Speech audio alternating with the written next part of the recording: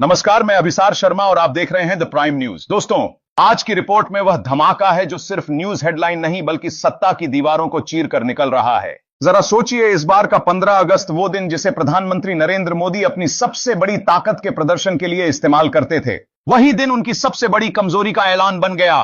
लाल किले की प्राचीर से गूंजा मोदी का भाषण, जिसे उन्होंने जीत की गाथा बनाना चाहा, अब उनकी सत्ता की हार का ऐलान माना जा रहा है, क्योंकि उस भाषण की हर पंक्ति उनकी कुर्सी के नीचे से जमीन खिसका रही है। और यह सिर्फ भाषण की बात नहीं है, हकीकत यह है कि एनडीए के भीतर अब ऐसा तूफान उठ चुका है जिसकी गूंज दिल्ली की संसद से लेकर आंध्र प्रदेश की गलियों तक सुनाई दे रही है। 87 सांसद, जी हां, पूरे 87 सांसद ने एनडीए से किनारा कर लिया है। और सबसे बड़ा झटका बीजेपी के पुराने साथी, राजनीति के पक्के खिलाड़ी चंद्रबाबू नायडू का राहुल गांधी के साथ खड़े होना, यह नजारा महज तस्वीर नहीं बल्कि राजनीति के बदलते नक्शे का सबूत है। अब जरा सोचिए, जो चंद्रबाबू नायडू कभी मोदी के साथ खड़े होकर मंच थामते थे, वही अब राहुल गांधी का हाथ थामकर खड़े हैं। सवाल यही है, क्या यह मोदी सरकार का सबसे बड़ा संकट है? क्या प्रधानमंत्री नरेंद्र मोदी अब उस मोड़ पर खड़े हैं जहां इस्तीफे का साया उनकी कुर्सी पर मंडरा रहा है? लेकिन दोस्तों, आपको टीवी स्क्रीन पर यह सवाल नहीं दिखेंगे। वहां आपको बताया जाएगा कि भारत सोने की चिड़िया बनने वाला है, कि विकास की गंगा पहले से कहीं तेज बह रही है और सब कुछ सामान्य है। मगर आप ही बताइए, अगर सब कुछ सामान्य होता तो 37 सांसद बगावत क्यों करते? एनडीए के किले में इतनी बड़ी दरार क्यों पड़ती? याद रखिए, इतिहास गवाह है, जब सत्ता की नींव हिलती है तो सबसे पहले साथी बगावत करते हैं, और यही हो रहा है। आज की इस रिपोर्ट में हम सिर्फ बगावत नहीं बल्कि उसकी जड़ों को समझेंगे। क्यों एनडीए के भीतर यह भूचाल आया? कौन से छिपे कारण हैं जिन्होंने चंद्रबाबू नायडू को राहुल गांधी के साथ खड़ा कर दिया? और इस बगावत का अंजाम आने वाले चुनावों में देश की राजनीति को किस मोड़ पर ले जाएगा? दोस्तों, राजनीति में ना कोई स्थायी दोस्त होता है और ना स्थायी दुश्मन, और चंद्रबाबू नायडू इसका सबसे बड़ा उदाहरण है। आपको याद होगा, जब नरेंद्र मोदी सत्ता में आए थे तब नायडू एनडीए का हिस्सा थे, फिर अलग हुए, आलोचना की, और एक समय ऐसा भी आया जब वह दोबारा बीजेपी के साथ खड़े नजर आए। मगर अब हालात बदल चुके हैं। आज वही नायडू राहुल गांधी के साथ खड़े दिखाई दे रहे हैं। यह महज एक तस्वीर नहीं है बल्कि यह एक संदेश है। संदेश की मोदी सरकार की पकड़ ढीली हो रही है। संदेश की जो नेता कल तक बीजेपी के साथ मंच साझा कर रहे थे, वही अब कांग्रेस और विपक्ष की ओर झुक रहे हैं। लेकिन नायडू का यह कदम केवल दोस्ती या नाराजगी का नतीजा नहीं है, यह जमीनी राजनीति का फैसला है। आंध्र प्रदेश की जनता, किसान से लेकर नौजवान तक, मोदी सरकार से नाराज है, और नायडू जानते हैं कि अगर वह इस गुस्से को नहीं समझेंगे तो उनकी अपनी राजनीति डूब जाएगी। इसीलिए उनका राहुल गांधी की तरफ झुकाव एक नए राजनीतिक समीकरण का इशारा है। अब बड़ा सवाल, क्या कांग्रेस और क्षेत्रीय दल मिलकर एनडीए की सरकार गिराने की तैयारी कर रहे हैं? क्या मोदी का तीसरे कार्यकाल का सपना इसी बगावत में दफन हो जाएगा? दोस्तों, आपने सोशल मीडिया पर देखा होगा कि मोदी इस्तीफा देंगे या ट्रेंड कर रहा है। लेकिन क्या यह सच है? राजनीति में अफवाह और सच्चाई अक्सर एक दूसरे में गड्ढमड हो जाते हैं। हां, अगर 87 सांसद एनडीए छोड़ चुके हैं तो बहुमत खतरे में है। ऐसे में इस्तीफे की बातें स्वाभाविक हैं। लेकिन याद रखिए, नरेंद्र मोदी वह नेता हैं जो खुद को अपराजय मानते हैं। वह कभी भी बिना संघर्ष के इस्तीफा नहीं देंगे। मगर सच्चाई यह भी है कि इन 47 सांसदों की बगावत ने उन्हें संसद के भीतर कमजोर कर दिया है। अब सवाल यह है, क्या यह बगावत केवल शुरुआत है? क्या आने वाले दिनों में और सांसद एनडीए छोड़ सकते हैं? और अगर सचमुच मोदी का इस्तीफा होता है तो अगला प्रधानमंत्री कौन होगा?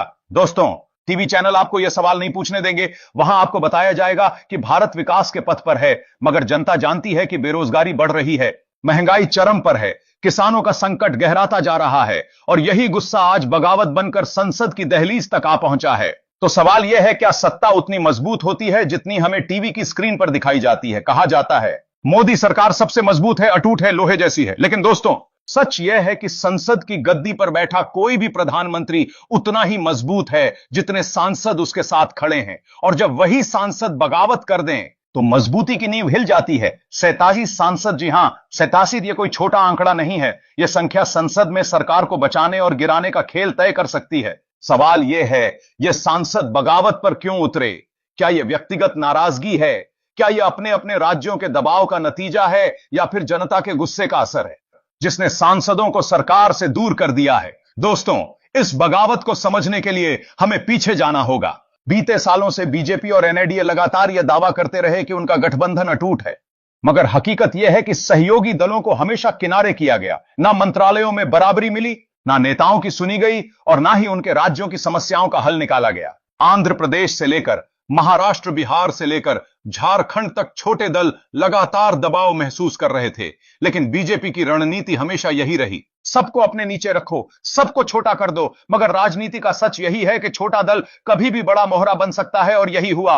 87 सांसदों ने एक साथ एनडीए छोड़ दिया और संसद का पूरा गणित बिगड़ गया। अब सोचिए, क्या यह बगावत अचानक हुई या फिर महीनों से इसकी तैयारी चल रही थी? और अगर तैयारी चल रही थी तो क्या बीजेपी को इस साजिश की भनक नहीं लगी? यही सत्ता का घमंड होता है, यह मान लेना कि कुछ भी नहीं होगा, सब लाइन में खड़े रहेंगे, सब साथ चलेंगे। लेकिन राजनीति का सच यह है कि जब छोटे छोटे पत्ते गिरने लगते हैं तब पेड़ की जड़ें हिल जाती हैं, और यही हो रहा है। दोस्तों, इन 27 सांसदों की बगावत केवल एनडीए को नहीं बल्कि मोदी की अजय छवि को भी चोट पहुंचा रही है। टीवी स्टूडियो में बैठे एंकर आपको बताएंगे कि यह विपक्ष की चाल है, विदेशी ताकतों की साजिश है, भारत विरोधी तत्वों की योजना है। लेकिन असली सवाल यह है, क्या सांसदों ने केवल साजिश की वजह से एनडीए छोड़ा है, या फिर जनता के दबाव की वजह से? लोकतंत्र की असली ताकत जनता है। अगर जनता खुश होती तो सांसदों को बगावत की जरूरत ही नहीं पड़ती। जनता खुश नहीं है, जनता नाराज है, और जनता का यही गुस्सा अब संसद में गूंज रहा है। मोदी सरकार ने हमेशा कहा सबका साथ सबका विकास, लेकिन हकीकत यह है कि यह नारा सिर्फ नारा रह गया, और यही वजह है कि नायडू जैसे नेता जो कभी एनडीए के स्तंभ थे, आज राहुल गांधी के साथ खड़े हैं। यह एक बड़ा राजनीतिक मोर्चा है जो मोदी की सत्ता को चुनौती दे रहा है। अब सवाल यह है, क्या यह बगावत सिर्फ शुरुआत है? राजनीति में बगावत कभी अकेली नहीं होती। अगर 27 सांसदों ने हिम्मत दिखाई है तो यह संख्या और बढ़ सकती है, और यही डर मोदी सरकार के माथे पर बल डाल रहा है। सोचिए, अगर संसद में मोदी सरकार का बहुमत डगमगाता है तो क्या हालात वैसे ही बनेंगे जैसे 1949 या 1979 में बने थे, जब बहुमत खोने की वजह से प्रधानमंत्री को कुर्सी छोड़नी पड़ी थी? दोस्तों, यह सवाल सिर्फ संसद का नहीं है, यह हर नागरिक का सवाल है। लेकिन टीवी पर आपको यह बहस नहीं मिलेगी। वहां आपको बहस मिलेगी कौन देशभक्त है, कौन देशद्रोही। मगर असली बहस यह है, क्या मोदी सरकार इस बगावत को झेल पाएगी? दोस्तों, याद रखिए, यह सिर्फ 27 सांसदों की बगावत की कहानी नहीं है, यह लोकतंत्र की असली तस्वीर है। सत्ता चाहे कितनी भी मजबूत क्यों ना दिखे, उसकी नींव जनता पर टिकी होती है, और जब जनता का भरोसा दरक जाता है तो सबसे ऊंचा सिंहासन भी हिलने लगता है। टीवी स्टूडियो आपको विकास की चमक दिखाएंगे, लेकिन असली सवाल यह है कि क्या संसद में खड़ी यह बगावत मोदी सरकार के अंत की शुरुआत है, या फिर यह सिर्फ सत्ता का एक और खेल है? आप सोचिए, सवाल पूछिए, क्योंकि जब आप सवाल पूछते हैं तभी लोकतंत्र जिंदा रहता है। और यही तस्वीर भाजपा और आरएसएस को सबसे ज्यादा परेशान कर रही है। लगभग 300 सांसद राहुल गांधी के साथ खड़े दिखाई देते हैं, लेकिन इसमें एक सच्चाई छुपी हुई है। कुछ सांसद ऐसे भी हैं जो खुले तौर पर समर्थन नहीं कर सकते, मगर अंदर ही अंदर राहुल गांधी के पक्ष में हैं। चुनाव आयोग और मतदाता सूची के सघन पुनरीक्षण अभियान को लेकर कई सांसद असहज और आहत हैं। यही वजह है कि वे भीतर ही भीतर विपक्ष के साथ खड़े हैं। अब असली तस्वीर संसद में ही साफ होगी। जो यहां हुआ है उन सीटों में भी हुआ है। और याद रखिए, अगर बीजेपी को 10-15 सीटें कम आती तो आज नरेंद्र मोदी प्रधानमंत्री नहीं होते, इंडिया गठबंधन की सरकार होती।